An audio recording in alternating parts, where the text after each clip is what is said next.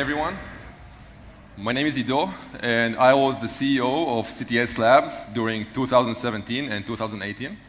My friend over here is Uri. He was the head of research in our company during the same time. In this talk, Uri and I are going to tell you about extensive research we've done over the time period on AMD processors.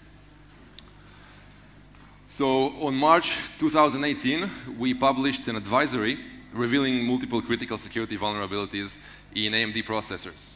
Our advisory talked about 2 sets of vulnerabilities, summing up to a total of 13 flaws. The first set of vulnerabilities in our advisory involved the AMD chipset. Now, for those of you who don't know, the chipset is an I/O controller that's installed as a separate chip on the AMD motherboard, and it houses inside of it multiple controllers, such as a USB controller, a SATA controller, and a PCI Express bridge, and some others as well. On Ryzen systems, the chipset is powered by an internal Intel 8051 architecture microcontroller. The second set of vulnerabilities, which is also the main part of our research, revolves around the platform security processor. The platform security processor is AMD's version of Intel's management engine. So I'm going to talk extensively about the PSP today, but before I delve in deeper, I would like to start with a quick demo. And I'm going to do this demo on this machine that we had in our office. It's a Ryzen desktop machine. So you're looking at an RDP connection to an AMD Ryzen machine. I just open up in the video read write everything. For those who don't know, read write everything is a tool that allows you to read and write physical memory and to play with hardware devices. Now, what you're seeing over here on the screen is a memory mapped I/O address that I opened. There are 2 registers over here. And the second one, which is a 64-bit register, is, it points to a buffer in physical memory. And I just opened the buffer over there to the right. Now, on the memory mapped I/O, I put a value here into this register. And you can see a string appeared on the right side of the screen. Now, this string that you're seeing comes directly from a small ARM chip that exists inside every AMD processor today. That chip is the platform security processor. Until recently, the inner workings of the platform security processor and the exact scope of its capabilities has been mostly unknown. But after 8 months of research in our company, we've got lots of interesting things to share with you. So in this talk, we're going to talk about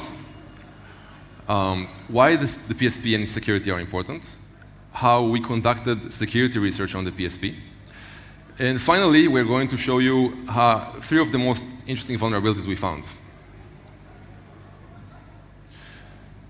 So the PSP is an independent ARM Cortex-A5 core that's been integrated into AMD processors and runs its own operating system. In essence, it's a security subsystem similar to Intel's management engine or to Apple's Secure Enclave. The PSP was introduced in 2013 primarily to function as an immutable root of trust to verify the integrity of the BIOS before the computer boots up. This is done in order to prevent malware from loading up early in the boot process. In 2017, with AMD's release of the new Zen architecture, they added a whole new world of functionality into the PSP. These days, the PSP is a trusted platform module. It also manages encryption of physical memory pages, and it supports loading up third-party trustlets, which makes it extensible. So, for example, the PSP could be extended to support something like digital rights management, or, as another example, you could add support, let's say, for intrusion detection. Now, the PSP is a highly trusted and very powerful component. When an AMD machine is turned on, the PSP component responsible for giving the PSP is the component responsible for giving the main processor permission to boot. The first instruction that executes when you power up an AMD machine is not an x86 instruction, but an ARM instruction inside the PSP. The PSP only allows the main processor to boot after it's verified that digital signature of the BIOS is OK. This puts the PSP at the base of a long chain of verification, where each component verifies the next, making sure that every piece of code that runs during boot time is digitally signed. Without the PSP, there would be no one to check the first piece of BIOS that gets to run. So that would make the beginning of the BIOS a very good place to install malware. The PSP also functions as storage for encryption keys. It contains firmware-based implementation of TPM that is used by the operating system. So for example, if you're using BitLocker and you have disk encryption on an AMD machine, your encryption keys are most likely stored inside the PSP. The PSP also has complete unrestricted access to main memory.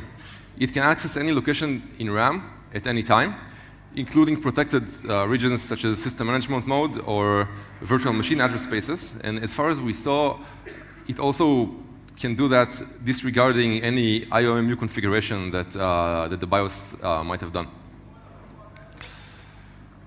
Finally, the PSP is completely independent from the main processor. It runs regardless of whether your OS is running or not, and you can only communicate with it through a limited and well-defined interface. This makes the PSP a very good place to hide malicious code. If you can control the PSP, you can circumvent many important security features such as TPM and virtual machine isolation. And if you could patch the PSP firmware, you could create very powerful malware that's virtually impossible to detect or to remove. Because of all of this, the PSP has been a source of controversy in the open source community. The main argument against it is that it's a black box. It's a closed source, undocumented chip that has complete control over your system. You cannot shut it down, you don't know what it's doing, and you don't know what's running on it. So it's a fairly scary prospect. To make matters worse, the PSP exists on almost every new AMD product on the market today.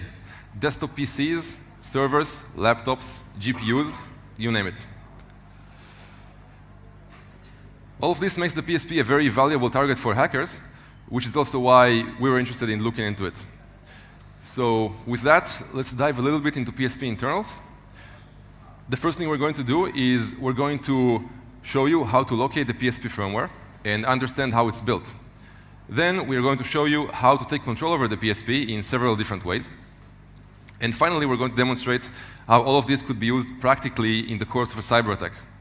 Let's begin by locating the PSP firmware.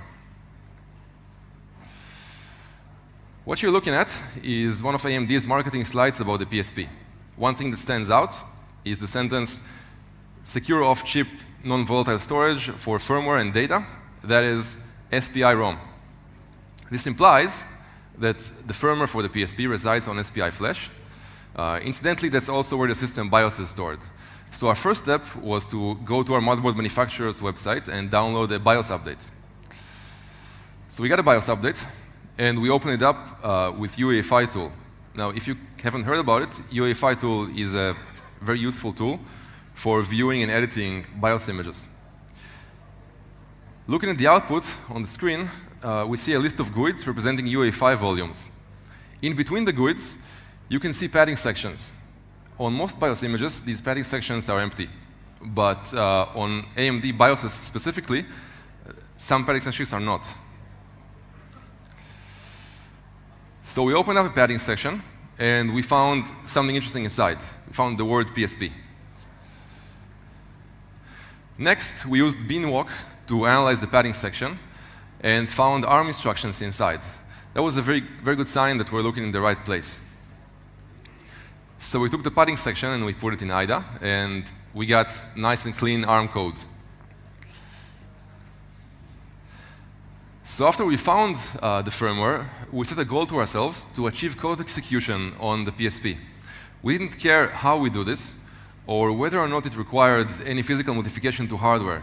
And the reason we wanted to do this so badly is because we knew that would allow us to understand the inner workings of the PSP by way of debugging and trial and error. The problem was the PSP was designed to prevent us from doing exactly that. Let's take a look at the PSP boot process to understand why that is. The PSP implements a strict chain of verification, digital signature verification. When you power up the AMD processor, the PSP boot ROM is executed first. As implied by the name, the boot ROM is read-only, meaning it's code that is fabricated into the processor during manufacturing. The boot ROM's job is simple: to check the signature of the first piece of firmware that gets to run, and then, if everything checks out, to run it. That particular component is the PSP bootloader. Generally speaking, the PSP firmware is organized in a file system structure. The firmware contains many different modules, and each one of these modules is individually signed by AMD. The first thing the boot ROM does is to parse a data structure on SPI Flash called the PSP directory. That is the file system structure that you're seeing in the illustration on the screen. From there, the boot ROM can locate the AMD public key, which is then used to verify all the other PSP modules. The public key itself is verified against a secret HMAC value that's manufactured into the CPU. The next step for the boot ROM is to use the AMD public key to verify the PSP bootloader. And if the bootloader passes verification, it loads the bootloader into RAM and it executes it. At this point, the firmware begins to run. The bootloader, which is the first component in firmware that gets to run, goes ahead and loads many other components that exist inside the PSP directory. For example, one such component is the PSP operating system. Before letting the components run, however, the bootloader verifies their digital signature against the AMD public key. So again, everything is signed and verified. Eventually, the bootloader also verifies the BIOS signature. And if the BIOS signature checks out, the PSP releases the x86 cores from their initial frozen state. And that allows the computer to start. So without that, the computer is basically stuck. So you can see there is a whole chain of verification starting at the PSP boot ROM and going all the way to the BIOS. Later on, the BIOS verifies the OS verifies kernel drivers, and that's how you get secure boot. Let's take a deeper look into how exactly the PSP verifies digital signatures. I mentioned earlier that the firmware is organized like a file system, and that every file or module contains its own digital signature. The PSP loads these modules on demand, and modules can contain either ARM code or they can contain configuration data. Before loading any module into memory, however, the PSP does signature verification. If verification fails, the PSP enters an infinite loop. Because the x86 cores are still frozen during that time, the system is stuck. And this is how essentially the PSP prevents us from making changes to its firmware. If you take a look at individual modules, you would see that each one of them contains a header and a body. And you would also see that at the end of the module, there is a digital signature attached. Because the header and the body are hashed and signed together, if you make any changes to either one of them, it would break the signature and the system won't boot. Let's look at a real-world example. What you're seeing on the screen is the header of the PSP bootloader module.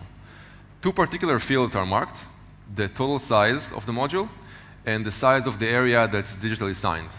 The latter one should cover, just a second.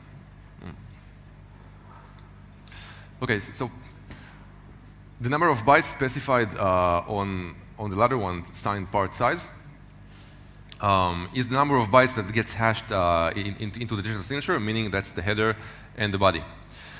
Now, you would expect that signed part size would be large enough to cover the entire module, except the signature area.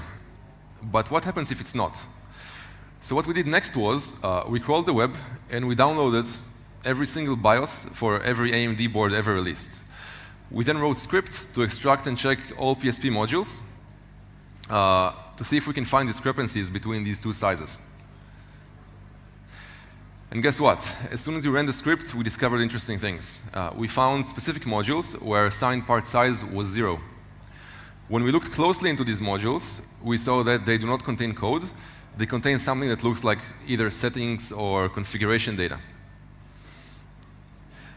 It turns out that consistently for data modules, signed part size is 0. Yet these modules do contain a digital signature. But if signed part size is 0, what exactly is signed? So after some checking, we found that the signature in these modules only covers the header. I mean, why would you want to sign data anyway? So let's think for a second what we got here.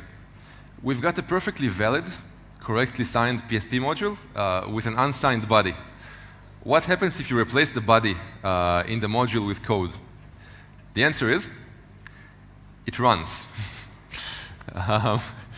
So, for example, we could replace the PSP operating system with this module and give the PSP our own OS, which is exactly what we did, and it runs perfectly. So this allows us to inject code into the PSP and take over it before even a single x86 instruction gets executed. So let's recap. The PSP controls the boot process. As part of the boot process, PSP loads modules from its firmware, and each one of those modules is digitally signed. But some modules out there are incorrectly signed, and if you could find one, you could use that module as a placeholder for malware. So all you have to do is get one of those modules, put malware inside, put that module in place of a legitimate module, and during boot, that module is going to pass verification, and your code is going to get to run. It's pretty simple. So I'm going to show you a demo of this attack that we've done against an Epic server in our office. On the right, we have an Epic server, and on the left, we have an HP laptop that's logged into remotely into the server. What we're going to do first is we're going to take our modified BIOS update, which contains our patched PSP module, and we're going to flash it on the server. Then we're going to restart the server.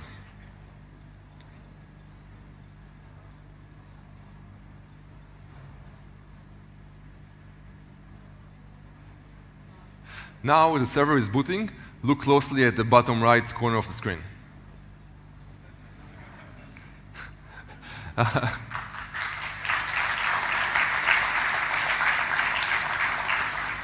Thank you. So the postcodes you're seeing are coming from the PSP.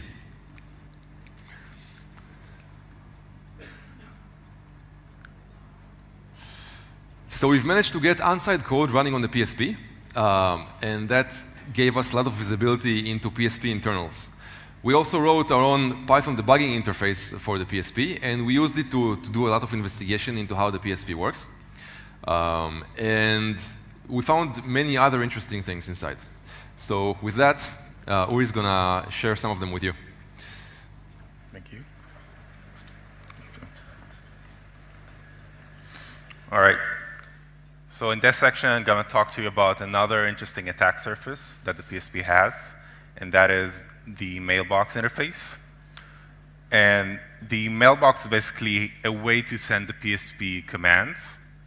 And for example, if you remember this image from the start of the talk, that's an example of how we sent the get version command to the PSP through this Mailbox interface to get the version of the firmware that's currently running on the PSP. So this Mailbox interface is mostly intended to be used by the BIOS during the system boot. And it has three main use cases. One is to query the PSP for information. Second is to initialize some systems in the PSP. And the third is related to power management. So for example, when the computer needs to enter sleep mode, it needs to tell the PSP that it is through a Mailbox command. So there's this set of commands that you can send the PSP, and as we've demonstrated, you can just do it from a simple Windows program. So obviously, this is a very interesting attack surface. So in the next couple of slides, I'm going to first give you an overview of how the Mailbox works, and then I'm going to show you some bugs and design mistakes that exist in some of those commands and how you can use them to bypass security features, and in some cases even gain code execution on the PSP. So first about how Mailbox works. Basically, you have a set of registers that the PSP exposes to memory mapped I/O. And when you want to send a command to the PSP, you write a command number to one of the registers. Then you write to physical memory the arguments to that command. And then you supply the PSP with a pointer to the arguments for the command. And on the other side, the PSP has a process that's continuously polling for new commands. So if it sees a new command, then it handles it and it writes back the results to the same shared buffer in RAM. So this is a partial list of the commands you can send the PSP. And we actually got this from a header file that we found as part of the core boot project. That's open source BIOS. And it's there because AMD did some contributions to that project so they can have like very limited basic support for the PSP. So we have some information there that we can use. And I'm going to talk about some of the commands that we can send. And the first one I'm going to cover is command number 8. And this command is pretty simple. This command accepts as input an address in physical memory and a size. And then it takes that block of memory and computes some kind of HMAC on it.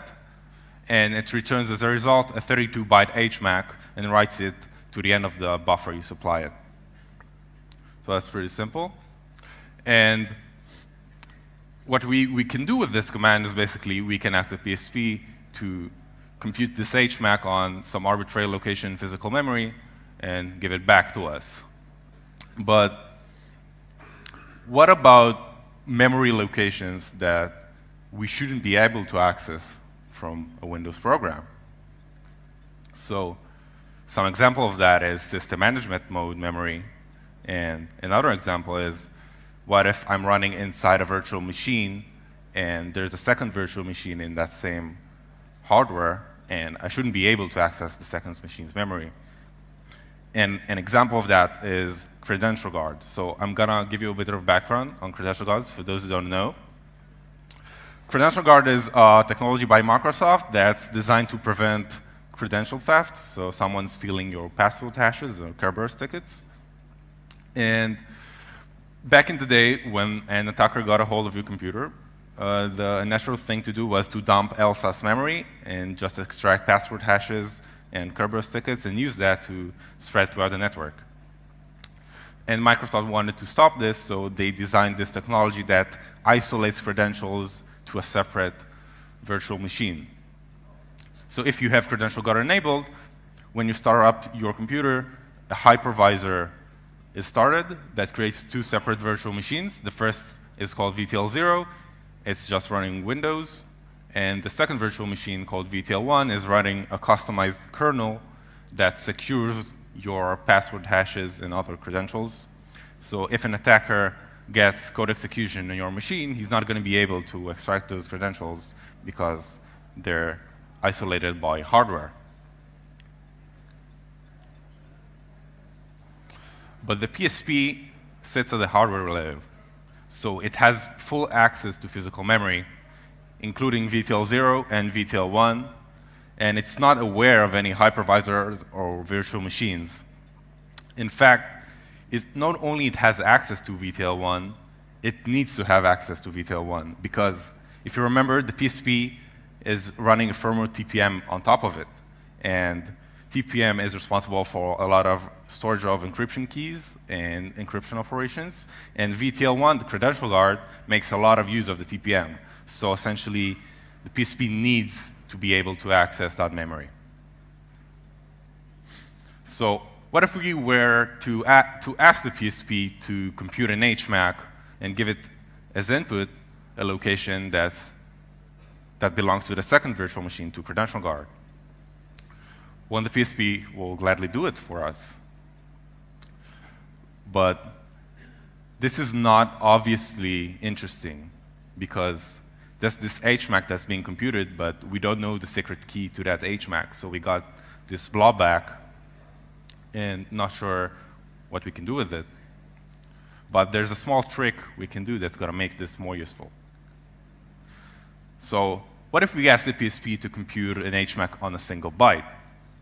Well, then we get a 32-byte HMAC that corresponds to that single byte.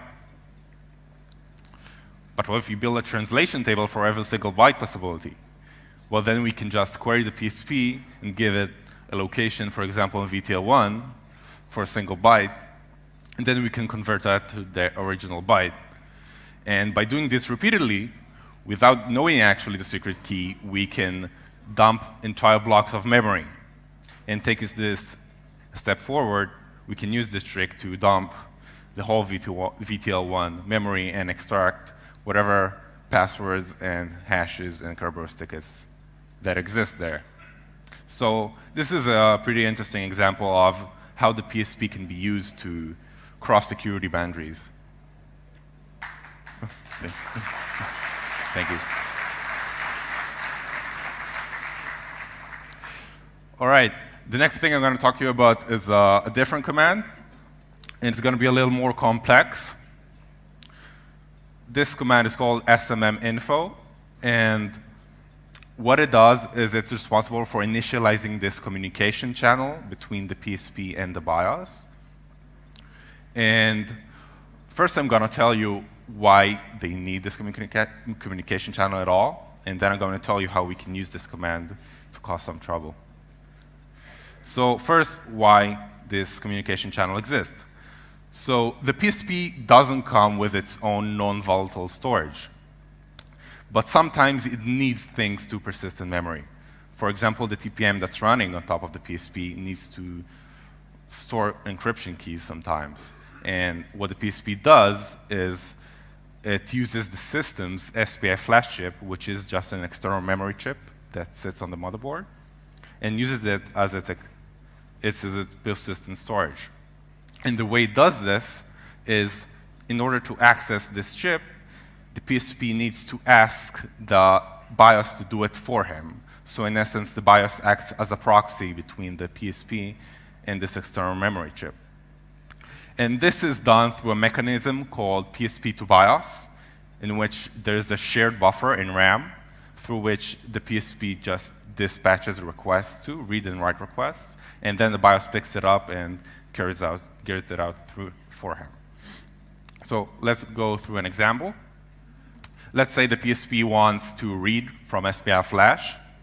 The first thing it does is it writes a description of that request to the shared buffer. And then in order to let the BIOS know that there's a request pending, it's going to generate a system management interrupt to the CPU. And a system management interrupt basically is an interrupt that makes the CPU immediately stop whatever it's doing and jump straight to system management mode. And then the CPU is going to execute code that's going to handle this request. So once the CPU is triggered, it's going to pick up this request, and then it is going to make the read access to the SPI Flash, and then it's going to write those bytes back to that same shared buffer and raise an interrupt back to the PSP, and the PSP is going to read that result. So now that we know what the PSP-to-BIOS is, let's go back to the smm-info command. So as I said, smm-info is used to initialize this communication channel, PSP-to-BIOS, and it does it by supplying the PSP with two things. First, it tells the PSP where this shared buffer in RAM is. And the second thing is it provides a way for the PSP to generate an SMI. And next I'm going to show you how the PSP uses this information to generate a system management interrupt. So as part of the smm-info command, the PSP gets the SMI trigger info struct that you can see on the screen. And this struct contains two key pieces of information. First, it contains the location in physical memory. And second, it contains a bitmask.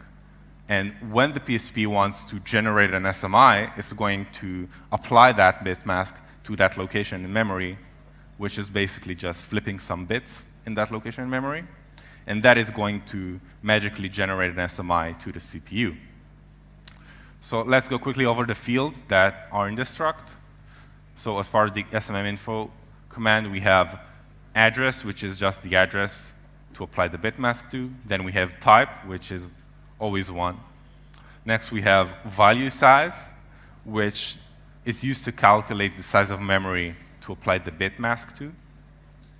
And then we have AND-mask and OR-mask that are the bitmasks to apply to generate the SMI. So for example, AND-mask is used to clear some bits in that address, and then OR-mask is used to set some bits in that address. So we control all of these fields because we can send the SMM info commands ourselves. And let's just look at how the PSP handles this command quickly. So this handler is pretty simple, and this is not PSP code. This is just code that I converted to C from the ARM code that runs on the PSP. All this handler does is basically takes the data from the SMM info command, and it copies it to PSP memory to initialize its own structures. Nothing very interesting, so there's no much attack surface there. But let's see how the PSP uses this information to generate an SMI. So this is a piece of code from the PSP firmware that I've converted to C. And this is basically called for every PSP-to-BIOS request that happens. For example, if I send a TPM command to the PSP, and it needs to access SPI Flash, it's going to invoke this routine, which is going to generate an SMI. And what this code does is very simple. It basically takes the data that was set with the SMM info command, and it uses it to do the same operation I described earlier, to apply the bitmask to that location in memory, which is going to generate an SMI. But there's a problem in this code somewhere. So let me go over this code line by line, and let's see. The first thing this code does is it takes SMI trigger info, and then it sanity checks value size and to make sure that it's 4. And if it's not 4, the code is going to error out. Next part, the PSP uses that same expression to calculate size, and thus size can only be 4. And then the next thing, the PSP maps trigger address, which is the address in physical memory, into the PSP address space. And the last part, the PSP reads the current value in trigger address, and he applies the bitmask to it, and then it writes back the new value back to memory. And if you look closely, you can see that as part of the memcopy operation, there's a copy of size bytes into a variable that can only hold 4 bytes, but that should be fine because size can only be 4 bytes, right? We have that if statement. But value size is actually dereferenced twice. Once when it's sanity checked at the beginning of the code, and the second time when size is calculated. And let me remind you that the PSP has a separate process that's always polling to check if there's a new mailbox command. So what if we were to send an SMM info command again, and we time it just right, that it's going to arrive just after this check has been done, but before size has been calculated? Well, we can then switch value size after it's already been checked, and then value size can be anything we want. And we can set value size to something like 8, and then size will end up being 256. And then when we reach the first mem copy, it's going to copy an arbitrary amount of bytes from a place in memory that we control directly into the PSP stack. And this is going to trigger a stack overflow, which is going to be very easy to take advantage of because the PSP doesn't have any exploit mitigation, no stack cookies, no ASLR, and nothing like that. So what we're going to do to exploit this bug is very simple. We're going to have a Windows program that's going to have 2 threads. The first thread is going to continuously send TPM commands, which is going to invoke this flow. And the second thread is going to repeatedly send SMM info command, and eventually the timing is going to be just right, and we're going to have this stack overflow. And next we have a demo of this vulnerability to achieve code execution on the PSP. And in this demo, we're going to patch some code inside the PSP firmware to make a mailbox command return some interesting output. All right.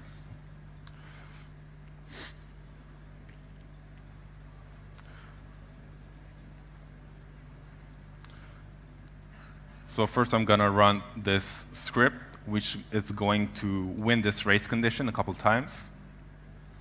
And this is a multi-stage payload, so it's going to win this race actually like 3 times. And after a couple of times, it's going to succeed. And it's going to get code execution on the PSP and patch some firmware code.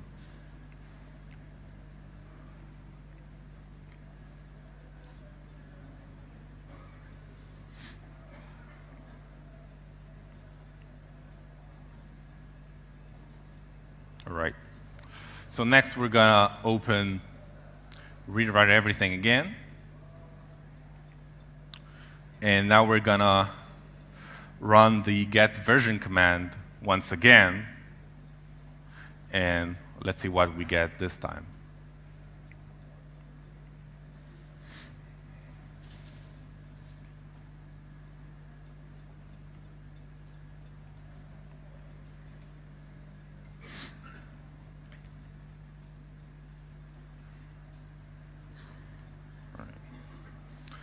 All right, this time we got CTS Lab.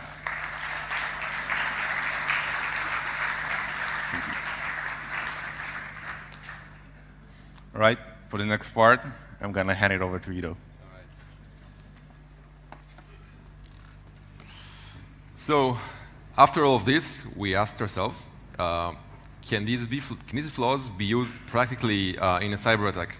And the answer is yes. And here is just one example. So Uri mentioned earlier Microsoft's solution against credential theft called Credential Guard.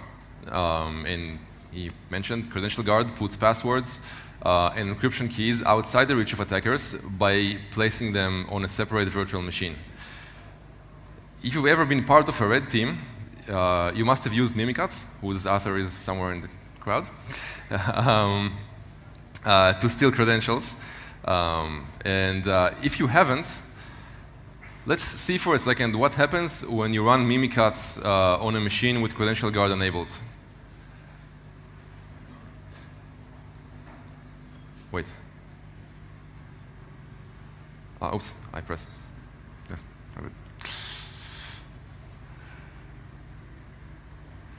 okay.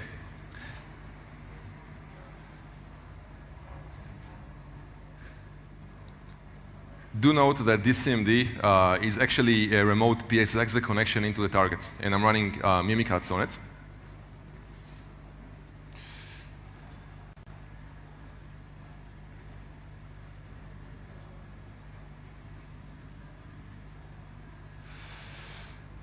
So you can see the password is missing, and instead we got a meaningless encrypted blob. The key to decrypt that blob is on the other VM, and there is no way for us to get to the key. So again, the idea is to use a virtual machine for segregation, which is enforced by hardware. But what if we had AMDFlaws? It turns out you can create a bypass for Credential Guard in 3 simple steps. First, we're going to use either master key or rise and fall to inject code into the PSP. Then, we're going to use the PSP's highly privileged DMA to inject code into Credential Guard virtual machine. Finally, our solution is going to call an undocumented internal function called LSA ASU decrypt to decrypt the blob that you saw earlier. So we built our own version of Mimikatz that bypasses Credential Guard on unpatched AMD machines. So let's see this working.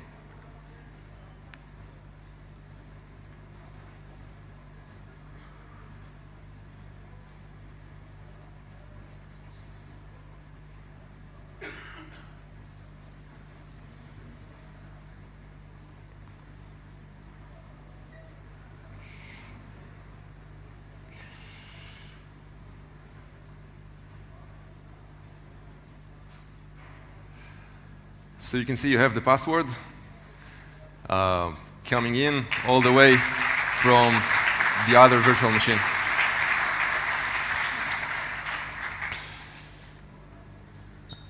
All right, thank you.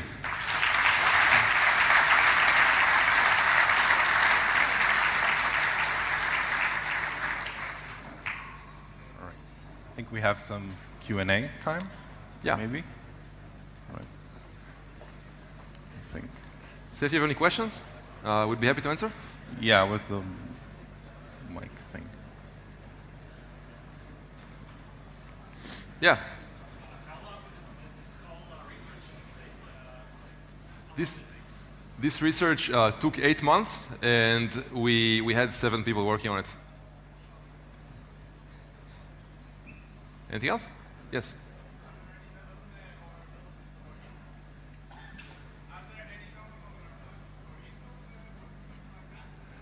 We haven't done research into the Intel management engine. There is another group that did that, but I can't really answer it. I read the research a while ago, but we only did AMD research. Question. All right, thank you.